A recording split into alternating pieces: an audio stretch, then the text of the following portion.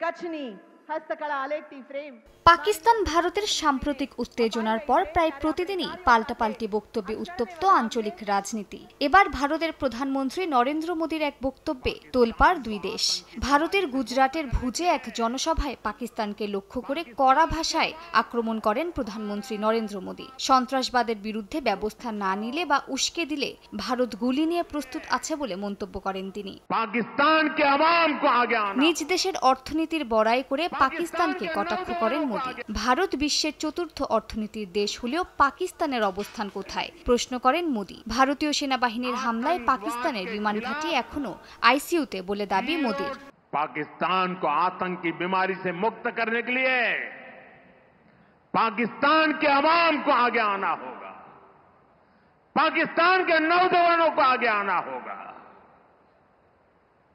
सुख चैन की जिंदगी जियो,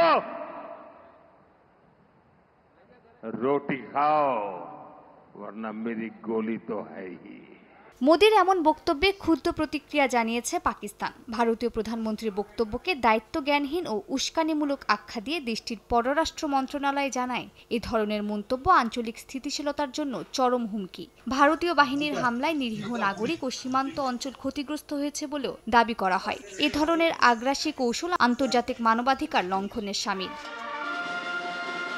এদিকে তেহরানে ইরানের প্রেসিডেন্ট মাসুদ পেজিশকিয়ানের সঙ্গে যৌথ সংবাদ সম্মেলনে পাকিস্তানের প্রধানমন্ত্রী শাহবাজ শরীফ বলেছেন, তার দেশ আলোচনায় আগ্রহী, কারণ শান্তি চায় পাকিস্তান। কাশ্মীর সহ সব দ্বন্দ্ব মেটাতেই সংলাপই একমাত্র পথ বলে উল্লেখ করেন তিনি। ভারতের বিরুদ্ধে সাম্প্রতিক সংঘর্ষে পাকিস্তানকে ইরান সমর্থন জানানোয় কৃতজ্ঞতা প্রকাশ করেন শাহবাজ শরীফ। মালিহা সুহরওয়ার্দী, সময় সংবাদ।